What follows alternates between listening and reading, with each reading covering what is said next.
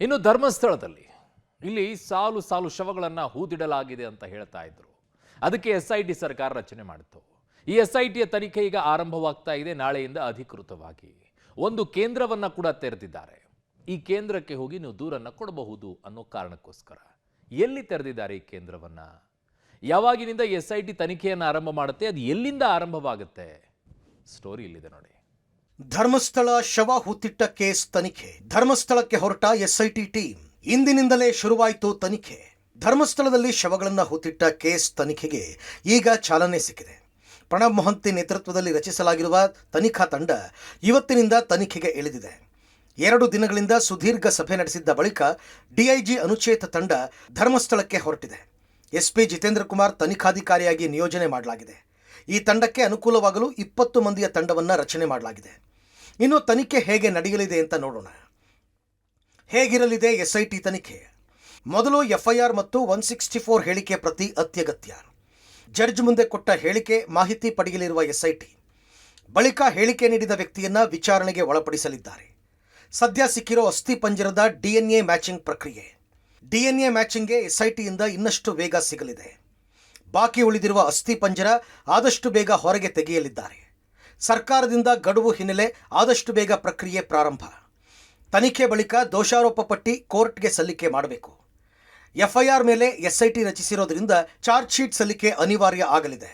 ಇಂದಿನಿಂದ ಅಧಿಕೃತವಾಗಿ ಧರ್ಮಸ್ಥಳದ ತನಿಖೆ ಪ್ರಾರಂಭ ಆಗ್ತಾ ಇದೆ. ಧರ್ಮಸ್ಥಳದಲ್ಲಿ ಶವವನ್ನು ಹೂತಿಟ್ಟಿದ್ರು ಅನ್ನೋ ಪ್ರಕರಣಕ್ಕೆ ಸಂಬಂಧಪಟ್ಟಂತೆ SIT ತಂಡ ಧರ್ಮಸ್ಥಳಕ್ಕೆ ಭೇಟಿಯನ್ನು ಕೊಡ್ತಾ ಇದೆ. ಮುಂದಿನ ಹಂತವಾಗಿ ಅಂದರೆ DNA ಮ್ಯಾಚಿಂಗ್ ಇರ್ಬೋದು, ಸೈಂಟಿಫಿಕ್ ಎವಿಡೆನ್ಸ್ಗಳಿರ್ಬೋದು, ಟೆಕ್ನಿಕಲ್ ಎವಿಡೆನ್ಸ್ಗಳಿರ್ಬೋದು, ಇದನ್ನೆಲ್ಲ ಕೂಡ ಕಲೆ ಹಾಕಿ ತನಿಖೆಯನ್ನು ಪ್ರಾರಂಭ ಮಾಡಿ ಆರೋಪಿಗಳು ಯಾರು, ನಿಜವಾಗ್ಲೂ ಈ ಹತ್ಯೆಯನ್ನು ಅತ್ಯಾಚಾರವನ್ನು ಮಾಡಲಾಗಿದೆಯಾ ಅಥವಾ ಬೇರೆ ರೀತಿಯ ಹತ್ಯೆ ಏನಾದರೂ ನಡೆದಿದೆಯಾ, ಇದೆಲ್ಲದರ ಬಗ್ಗೆ ಕೂಡ ತಿಳ್ಕೊಳ್ಳುವಂಥ ಪ್ರಯತ್ನವನ್ನು ಈಗ SIT ತಂಡ ಮಾಡ್ತಾ ಇದೆ. ಬೆಳ್ತಂಗಡಿಯಲ್ಲಿ SIT ಕಚೇರಿ. ಇನ್ನಷ್ಟು ಕೇಸ್ಗಳು ದಾಖಲು ಸಾಧ್ಯತೆ. ಇನ್ನು ಬೆಳ್ತಂಗಡಿ ಪೊಲೀಸ್ ಠಾಣೆಯ ಬಳಿ ಇರುವ ಪೊಲೀಸ್ ಕ್ವಾರ್ಟರ್ಸ್ನಲ್ಲಿ SIT ಕಚೇರಿ ತೆರೆಯಲಾಗಿದೆ. ಈ ಕಚೇರಿಯಿಂದಲೇ SIT ತನಿಖೆ ಆರಂಭಿಸಲಿದೆ.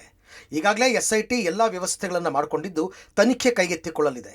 ಶವಗಳು ಹೂತಿಟ್ಟಿರುವ ಪ್ರಕರಣಗಳ ಜೊತೆಗೆ ಇನ್ನಷ್ಟು ದೂರುಗಳು SITಯಲ್ಲಿ ದಾಖಲಾಗುವ ಸಾಧ್ಯತೆಗಳಿವೆ. ಬೆಳ್ತಂಗಡಿ ಪೊಲೀಸ್ ಠಾಣೆಯ ಸಮೀಪದಲ್ಲಿರುವಂಥ ಪೊಲೀಸ್ ಕ್ವಾರ್ಟರ್ಸಲ್ಲಿ SITಯ ಕಚೇರಿಯನ್ನು ತೆರೆಯಲಾಗಿದೆ. ಈ ಕಚೇರಿಯಿಂದಲೇ ಎಲ್ಲ ರೀತಿಯಾದಂಥ ಕೆಲಸ ಕಾರ್ಯಗಳನ್ನು SIT ತಂಡ ಮಾಡುತ್ತೆ. ಇದಕ್ಕೆ ಬೇಕಾದಂಥ ಎಲ್ಲ ವ್ಯವಸ್ಥೆಗಳನ್ನು ಈಗ SITಯ ತಂಡ ಮಾಡಿಕೊಂಡಿರುವಂಥದ್ದು. ಮುಂದಿನ ದಿನಗಳಲ್ಲಿ ಈ ಒಂದು 100 ಶವಗಳನ್ನು ಹೂತಿಟ್ಟಂಥ ಪ್ರಕರಣದ ಜೊತೆಗೆ ಇನ್ನೊಂದಷ್ಟು ಪ್ರಕರಣಗಳು ದಾಖಲಾಗುವ ಸಾಧ್ಯತೆಯೇ ಇದೆ. ಈ ಸಂಬಂಧದಲ್ಲಿ ಯಾರಾದರೂ ದೂರು ಕೊಡುವುದಿದ್ರೂ ಇದೇ ಒಂದು ಕಚೇರಿಯನ್ನು ಸಂಪರ್ಕಿಸಲು ಎಲ್ಲ ರೀತಿಯ ವ್ಯವಸ್ಥೆಗಳನ್ನು ಮಾಡಲಾಗಿದೆ. ತನಿಖೆಯ ಸ್ಥಳ ಗುರುತಿಸೋದು ಮೊದಲ ಸವಾಲು. ಮೃತದೇಹ ಪತ್ತೆ ಹಚ್ಚೋದು ಕಷ್ಟದ ಕೆಲಸ.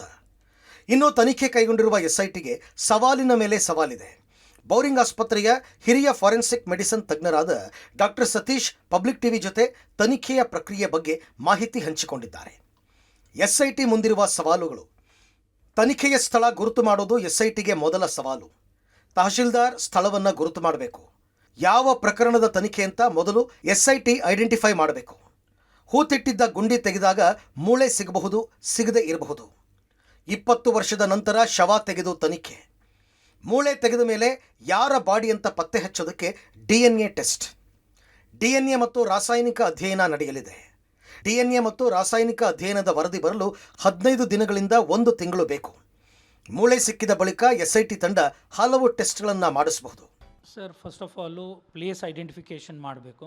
ತಹಸೀಲ್ದಾರ್ ಅವರು ಐಡೆಂಟಿಫೈ ಮಾಡ್ತಾರೆ. ತಹಸೀಲ್ದಾರ್ ಐಡೆಂಟಿಫೈ ಮಾಡಿದ್ಮೇಲೆ ಯಾವ ಪ್ರಕರಣಕ್ಕೆ ಸಂಬಂಧಪಟ್ಟಾಗೆ ಅವ್ರದ್ದು ಒಂದು ಕ್ವಶನ್ಸ್ ಇರುತ್ತೆ.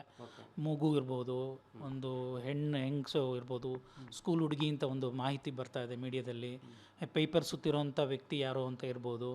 ಆಮೇಲೆ ಈ ಥರ ಏನು ಮಾಹಿತಿ ಬರುತ್ತೆ, ಆ ಮಾಹಿತಿ ಮುಖಾಂತರ ನಾವು ಜಾಡಿಡಿದು ಆ ದೇಹನ ಹೊರ ತೆಗೆದು ಬಹುಶಃ ಬರೀ ಮೂಳೆನೇ ಸಿಗ್ಬೋದು, ಇಲ್ಲ ಮೂಳೆನೂ ಸಿಗದೆ ಇರುವಂಥ ಸಾಧ್ಯತೆಯೂ ಇರುತ್ತೆ. ಸೊ ನಾವು ಏನು ಸಿಗುತ್ತೆ ಅನ್ನೋಂಥದ್ದನ್ನು ಹುಡುಕಿ ಅದನ್ನು DNA ಮಾಡಿಸಿ ಇದು ಆ ವ್ಯಕ್ತಿನೇ ಅಂತ ಒಂದು ಹೇಳಿ ಅದ್ರ ಜೊತೆಲೆ ಸಿಗುವಂಥ ಪ್ರಕರಣದಲ್ಲಿ ಏನೇನು ಸಿಗುತ್ತೋ ಅದನ್ನೆಲ್ಲ ನೋಡ್ಬೋದು. ಒಂದು ಸರಿ ಬಾಡಿ ಬಂದಮೇಲೆ ಅದು ಯಾವ ಪೊಸಿಷನಲ್ಲಿದೆ ಅಂತ ನೋಡಿಬಿಟ್ಟೆ ನಾವು ಹೇಳೋಕ್ಕಾಗತ್ತೆ. ಈಗ ಸದ್ಯಕ್ಕೆ ಏನೂ ಹೇಳಲಿಕ್ಕಾಗಲ್ಲ. ಒಟ್ಟಿನಲ್ಲಿ ಅನಾಮಿಕ ವ್ಯಕ್ತಿ ಕೊಟ್ಟ ದೂರಿನಡಿ ಈಗ SIT ತನಿಖೆ ಕೈಗೊಂಡಿದೆ. ತನಿಖೆಯ ಬಳಿಕ ಎಲ್ಲ ಪ್ರಶ್ನೆಗಳಿಗೆ ಉತ್ತರ ಸಿಗಲಿದೆ. Bureau report, public TV.